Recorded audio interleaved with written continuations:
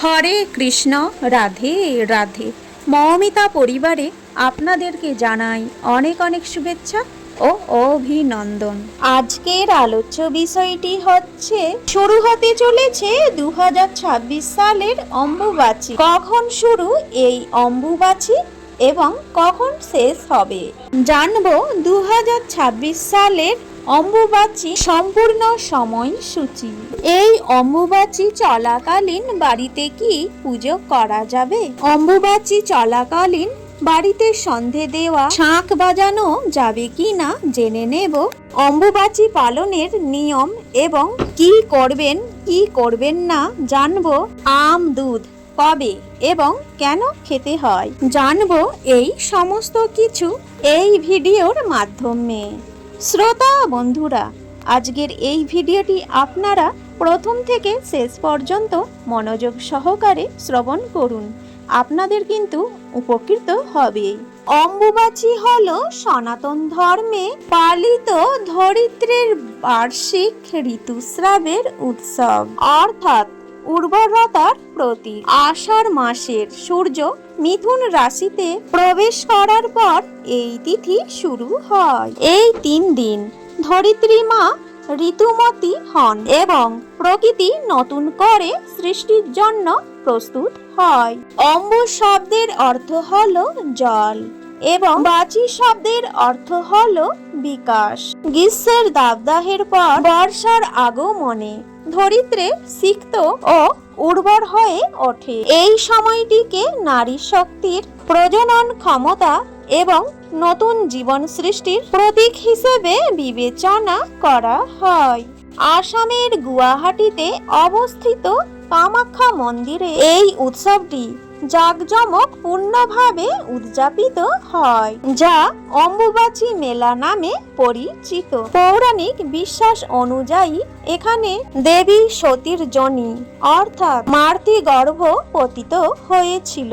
এই দিনগুলোতে মন্দিরের দরজা বন্ধ থাকে এবং চতুর্থ দিনে দেবী স্নান ও পূজার পর দ্বার উন্মুক্ত হয়। অম্বুবাচী চলাকালীন অনেকেই জানতে চান বাড়িতে কি পুজো করা যাবে। এই অম্বুবাচী চলাকালীন বা সন্ধে দেওয়া, শাঁখ বাজানো যাবে। অম্বুবাচীর প্রকৃত শাস্ত্র অনুসারে নিয়ম কি এবং কি করবেন, কোন কোন কাজ আপনারা অম্বুবাচী চলাকালীন ভুল করেও করবেন না। এবং আরো একটি প্রশ্ন হলো, আম দুধ কবে এবং কেন খেতে হয়? অম্বুবাচী চলাকালীন বাড়িতে বা মন্দিরে কোন দেবদেবীর নতুন পূজা বা মাঙ্গলিক অনুষ্ঠান করা শাস্ত্র অনুসারে একেবারেই নিষেধ। এই 3 দিন দেবী প্রতিমা বা পট লাল কাপড় দিয়ে ঢেকে রাখতে হয়, তবে কেবলমাত্র ধূপ বা প্রদীপ জেলে ইষ্ট দেবতাকে প্রণাম করা যায়। পাশাপাশি গুরু পূজা বা মন্ত্র জপ করার নিয়ম রয়েছে শাস্ত্র অনুসারে। অম্বুবাচী চলাকালীন বাড়িতে সন্ধ্যা বা প্রদীপ দেওয়া যাবে, তবে এই সময় শাঁখ বাজানো সম্পূর্ণরূপে নিষিদ্ধ। এই সময় ঠাকুর বা গৃহদেবতার মূর্তিতে ছবিতে মন্ত্রপাঠ, পুজো বা আরতি করা সম্পূর্ণরূপে নিষিদ্ধ। অম্বুবাচীর সময় দরিদ্রদের ফল দান করা খুব শুভ বলে মনে করা হয়। এছাড়া কুমারী মেয়েদের উপহার দেওয়া এবং খাওয়ানো যেতে পারে। অম্বুবাচী শুরুর আগে তুলসী গাছের গোড়ায় মাটি দিয়ে কিছুটা উঁচু করে দিন, যাতে তা সংরক্ষিত থাকে। শাস্ত্র অনুসারে নিষিদ্ধ কর্ম ভূমি খনন বা কৃষিকাজ সম্পূর্ণরূপে নিষিদ্ধ। বিবাহ, অন্নপ্রাশন, গৃহপ্রবেশ ইত্যাদি কোনো মাঙ্গলিক কাজ করা যাবে না। এ সময় বাড়িতে পুজোর ঘরে থাকা দেবী মূর্তি বা পট লাল কাপড় দিয়েই ঢেকে রাখতে হবে। সনাতন ধর্মে বিশেষ করে বিধবা এবং ভক্তরা অম্বুবাচীর 3 দিন উনুনে রান্না করা গরম খাবার খান না। অম্বুবাচী সমাপ্ত হওয়ার পর কি করবেন?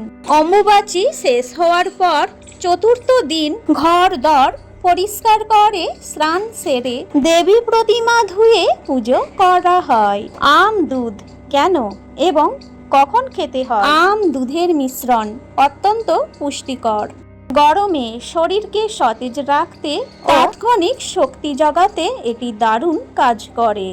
অম্বুবাচীর 3 দিন বাড়িতে কোনো রান্না বা শুভ কাজ করা হয় না, তাই এই দিনগুলোতে সাধারণ অন্ন না গ্রহণ করে কেবল ফলমূল ও আম দুধ খেয়ে ফলহার করার নিয়ম রয়েছে। এই বছর 2026 সালে বাংলার 1433 বঙ্গাব্দে অম্বুবাচী শুরু হচ্ছে, অর্থাৎ 22শে জুন 2026 বাংলার 7ই আষাঢ় সোমবার রাত্রি 9টা বেজে 10 মিনিট গতে শুরু হচ্ছে অম্বুবাচী যাত্রা। এই বছর অম্বুবাচী সমাপ্ত হচ্ছে 26শে জুন 2026 বাংলার 11ই আষাঢ় 1433 বঙ্গাব্দে শুক্রবার দিবা 9টা বেজে 33 মিনিট গতে।